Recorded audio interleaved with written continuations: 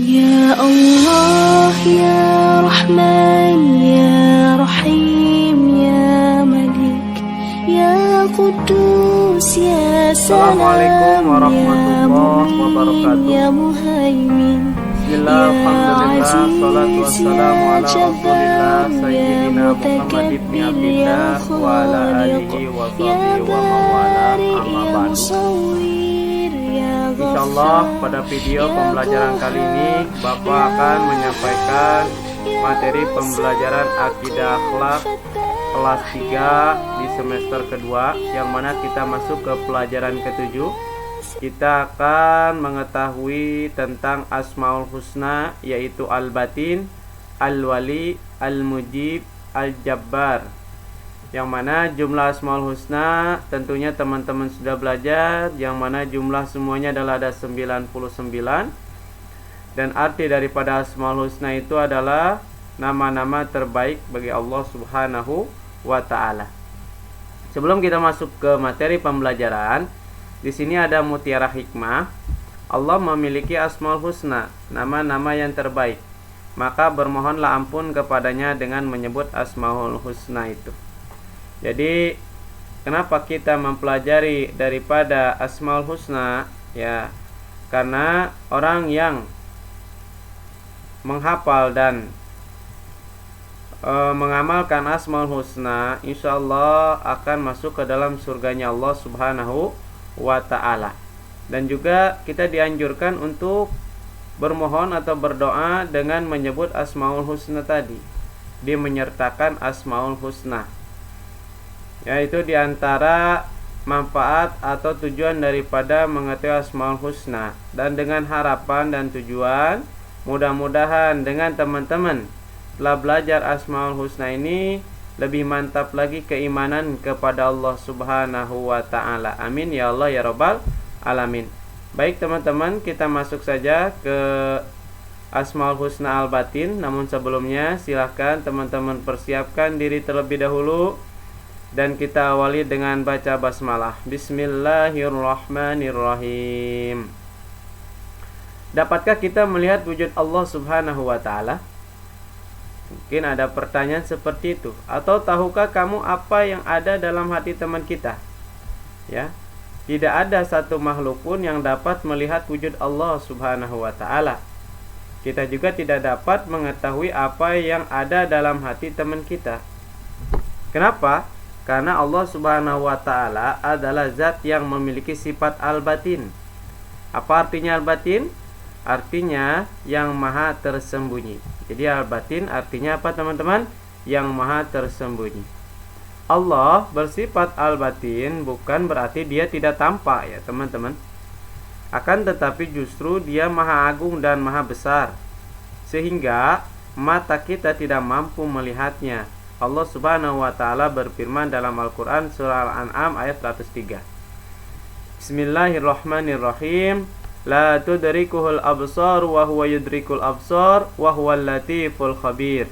Yang artinya, dia tidak dapat dicapai oleh penglihatan mata, sedang dia dapat melihat segala yang penglihatan, dan dialah yang maha halus lagi maha teliti. Surah Al-An'am ayat 103. Di dalam surah lain, Allah Subhanahu wa ta'ala pun berfirman, Wal awwal wal akhir wal dakhir wal batin wa huwa bikulli syai'in alim. Artinya, dialah yang maha awal, yang akhir, yang zahir, dan yang batin, dan dia maha mengetahui segala sesuatu. Al-Hadid ayat 3. Apa yang dimaksud dengan al-zahir? Apa yang dimaksud dengan akhir? Apa yang disebut maksud dengan al-batin? Maksud dari awal adalah yang telah ada dalam segala sesuatu, ya. Sebelum segala sesuatu ada. Jadi Allah itu awal, dari permulaan, ya. Sebelum diciptakan sesuatu, Allah sudah ada. Yang akhir adalah yang tetap ada setelah segala sesuatu musnah. Jadi akhir di sini tetap ada, bukan berarti akhir tidak ada. Ya, akhirnya Allah itu yaitu tidak ada kehabisannya atau kesudahannya akan langgeng dan tetap abadi. Dan yang zahir adalah yang nyata adanya karena banyak bukti-buktinya. Jadi Allah itu zahir, nyata ya. Kenapa kita tahu Allah itu ada? Karena ada bukti-buktinya. Siapa yang telah menciptakan kita, menciptakan langit ya beserta isinya, menciptakan bumi ya kan, menurunkan hujan dan sebagainya. Itu adalah bukti-bukti dari adanya Allah Subhanahu wa taala. Dan yang batin adalah yang tidak dapat digambarkan hikmat zatnya oleh akal. Jadi kita tidak bisa menggambarkan Allah dengan akal kita ya. Dan tidak mungkin yang pencipta itu sama dengan yang diciptakan. Makanya tidak mungkin Allah itu berbentuk atau berupa seperti kita. Allah Subhanahu wa taala bersikat abatin juga bermakna bahwa dia dapat mengetahui sesuatu yang tersembunyi dari hambanya.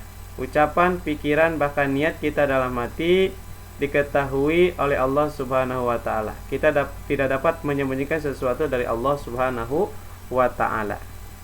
Innallaha alimum bidatis sudur. Allah itu Maha mengetahui apa yang terdetik di dalam hati kita. Yang tidak tahu hati kita oleh teman kita, tapi Allah tahu apa yang ada di dalam hati kita. Oleh karenanya, dengan teman-teman belajar daripada sifat al-batin, diharapkan teman-teman mampu untuk menjaga tingkah laku, juga menjaga hatinya ya. Kemudian Asmaul Husna al-wali. Apa itu artinya al-wali? Allah Subhanahu wa taala bersifat awali, yang artinya maha melindungi. Allah Subhanahu wa taala maha melindungi makhluknya dari hal-hal yang mengganggu, tidak menyenangkan, bahkan hal-hal yang membahayakan. Jadi Allah senantiasa menjaga dan melindungi kita. Ya, sebagai orang yang beriman, tidak ada yang layak dijadikan sandaran dan perlindungan kecuali yang maha melindungi, yaitu Allah Subhanahu wa taala yang bersifat al-wali. Allah akan melindungi orang-orang yang beriman, dan hubungan Allah dengan mereka sangatlah dekat, sehingga karena kedekatannya dengan Allah Subhanahu wa taala merasa aman dan berada dalam lindungannya. Allah Subhanahu wa taala berfirman dalam surah Al-Baqarah ayat 257 sebagai berikut. Allahu waliyul ladina amanu yukhrijuhum minad dhulumati ilan nur walladzina kafaru awliya'uhumut taghut yukhrijunahum minan nuri ilad dhulumat ulaika ashabun nari hum fiha khalidun. Yang artinya Allah pelindung orang yang beriman. Dia mengeluarkan mereka dari kegelapan kepada cahaya iman. Dan yang kafir, pelindung-pelindungnya adalah setan yang mengeluarkan mereka dari cahaya kepada kegelapan. Mereka adalah penghuni neraka, mereka kekal di dalamnya. Quran surah Baqarah ayat 257. Allah Subhanahu wa taala berfirman dalam surah Asy-Syura ayat 9 sebagai berikut. Amittakhadhu min dunihi awliya fallahu huwal waliyyu wa huwa yuhyil mauta wa huwa ala kulli syai'in qadir.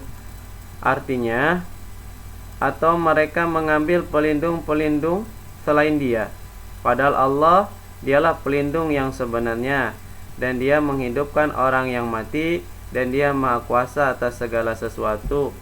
Quran surah Asy-Syura ayat 9. Sebagai orang yang beriman, kita harus menerapkan Asmaul Husna al-Wali dalam kehidupan sehari-hari.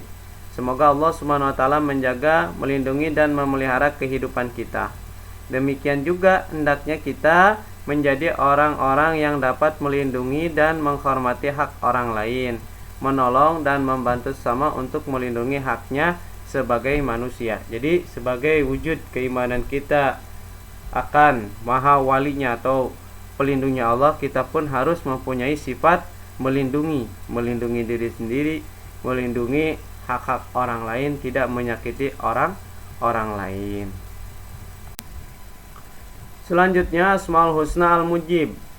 Apa artinya Al-Mujib? Artinya yang mengabulkan atau yang maha memperkenankan doa. Allah Subhanahu wa Ta'ala akan mengabulkan doa dari siapa saja yang meminta. Bahkan doa orang-orang kafir yang teraniaya juga dikabulkan.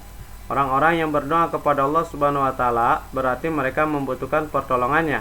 Sebaliknya orang-orang yang tidak mau berdoa adalah cermin orang-orang yang sombong. Allah Subhanahu wa Ta'ala berfirman dalam Quran surah Al-Ghafir ayat 60. Wa qala rabbukum ud'uni astajib lakum innal ladzina yastakbiruna 'an ibadati sayadkhuluna jahannama dakhirin. Yang artinya, dan Tuhanmu berfirman, berdoalah kepadaku, niscaya akan aku perkenankan bagimu. Sesungguhnya orang-orang yang tidak mau menyembahku akan masuk neraka jahanam dengan keadaan hina dina. Barangkali ada seseorang yang sudah berdoa tetapi keinginannya belum dikabul. Hendaklah tidak berprasangka buruk kepada Allah Subhanahu wa Ta'ala. Allah Subhanahu wa Ta'ala pasti menempati janjinya untuk mengabulkan setiap doa yang dipanjatkan oleh hambanya. Kita harus tetap berprasangka baik kepada Allah Subhanahu wa Ta'ala, karena Allah Subhanahu wa Ta'ala lebih mengetahui apa yang terbaik untuk hambanya. Sebagai contoh begini teman-teman, misalkan Ahmad meminta kepada ayahnya untuk dibelikan sepatu baru. Meskipun ayahnya mampu membelikan, tentu dia tidak akan mengabulkan permintaannya untuk membelikan sepatu baru, karena Ahmad belum membutuhkannya dan sepatu yang lama baru 3 bulan yang lalu dibelikan. Jadi itu sebagai contoh ya teman-teman. Jadi kita jangan berprasangka buruk baik kepada orang lain, apalagi kepada Allah Subhanahu wa Ta'ala. Kita juga harus koreksi diri sendiri ketika berdoa. Sudahkah memenuhi persyaratan dalam berdoa? Sudahkah bersungguh-sungguh dalam berdoa? Apakah doa kita disertai dengan usaha? Misalkan berdoa supaya nilai ulangan baik, akan tetapi tidak pernah belajar, maka tidak akan mendapatkan nilai maksimal. Allah Subhanahu wa Ta'ala berfirman dalam Quran surah Al-Baqarah ayat 186. Wa idza sa'alaka ibadi anni fa inni qarib ujibu da'watad da'i idza da'an falyastajibu li wal yu'minu bi la'allahum yarshudun. Yang artinya, dan apabila hamba-hambaku bertanya kepada Muhammad tentang aku, maka sesungguhnya aku dekat. Aku kabulkan permohonan orang yang berdoa. Apabila dia berdoa kepadaku, hendaklah mereka itu memenuhi perintahku dan beriman kepadaku agar mereka memperoleh kebenaran. Begitu teman-teman, supaya doa kita dikabul, kita harus beriman benar-benar kepada Allah dan beramal soleh. Selanjutnya yaitu Asmaul Husna Al-Jabbar. Apa artinya Jabbar? Al-Jabbar artinya yang maha perkasa atau yang kehendaknya tidak dapat diingkari. Jadi maha memaksa, ya. Allah Subhanahu wa Ta'ala adalah Tuhan yang maha kuasa yang menciptakan alam semesta. Dia maha berkehendak dan kehendaknya tidak dapat diingkari. Imam Al-Ghazali dalam bukunya Al-Muqassad Al-Asna menyatakan bahwa Al-Jabbar adalah zat yang semua kehendaknya terhadap individu makhluknya berlaku tanpa terhalangi oleh kehendak orang lain. Tak seorang pun dapat terlepas dari kehendaknya. Sifat ini terdapat dalam Al-Quran surah Al-Hasyr ayat 23. Wallahu alladzi la ilaha illa huwal malikul qudusus salamul mu'minul muhaiminul ajijul jabbarul mutakabbir subhanallahi amma yusyrikun. Yang artinya, dialah Allah, tidak ada Tuhan selain Dia, Maha merajai, yang maha suci, yang maha sejahtera, yang maha menjaga keamanan, pemelihara keselamatan, yang maha perkasa, yang maha kuasa, yang memiliki segala keagungan. Maha suci Allah dari apa yang mereka persekutukan. Surah Al-Asr ayat 23. Mungkin ini saja Asmaul Husna atau penjelasan dari Asmaul Husna. Kita masuk ke rangkuman ya teman-teman. Yang pertama yaitu Allah Subhanahu wa Ta'ala bersifat al-batin, artinya yang maha tersembunyi. Sifat Allah al-batin memiliki makna bahwa Allah Subhanahu wa Ta'ala mengetahui apa-apa yang tersembunyi dari hambanya. Keberadaan Allah tidak dapat dirasakan oleh panca indera, namun kita wajib mempercayai dan meyakini keberadaan Allah Subhanahu wa taala. Yang kedua, Allah Subhanahu wa taala bersifat Al-Wali, artinya yang Maha melindungi. Allah Subhanahu wa taala memberikan perlindungan kepada hambanya, terlebih bagi yang memohon perlindungan kepadanya. Sementara setan menjadi pelindung bagi orang-orang kafir.